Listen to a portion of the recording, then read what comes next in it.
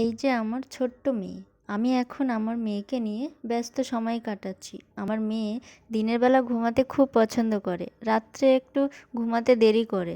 আমি আমার মেয়েকে 2 ঘন্টা অন্তর ঘুম থেকে জাগিয়ে খাওয়ানোর চেষ্টা করি।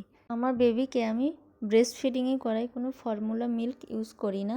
খাওয়ানোর পর অবশ্যই আমি ঢেকুর তুলিয়ে তারপরে ঘুমাই। আমি আমার বেবিকে একদিন স্নান করাই, একদিন হালকা গরম জলে গা স্পঞ্জ করিয়ে দিই। বেশি ঠান্ডা থাকলে কোনো সময় 2 দিন পরে স্নান করিয়েছি, কিন্তু কোনো সমস্যা হয়নি।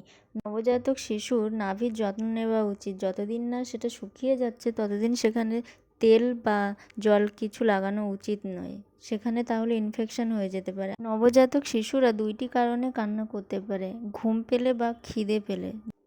খাওয়ানোর পরেও যদি কান্না করে তাহলে বুঝতে হবে তার ঘুম পেয়েছে, তারপরেও যদি কান্না করে তাহলে বুঝতে হবে যে কিছু সমস্যা হচ্ছে। সেক্ষেত্রে ডক্টরের পরামর্শ নেওয়া অবশ্যই উচিত।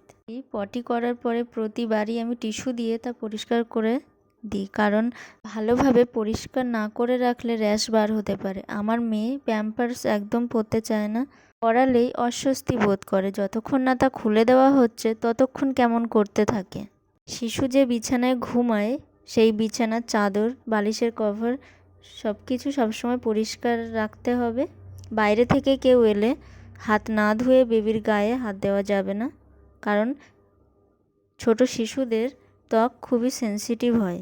এই সময় থেকে শিশুদের সাথে নানা রকমভাবে কথা বলার চেষ্টা করতে হবে, তাহলে সে শুনবে, সব কিছু বোঝার চেষ্টা করবে, কিছু বলার চেষ্টা করবে।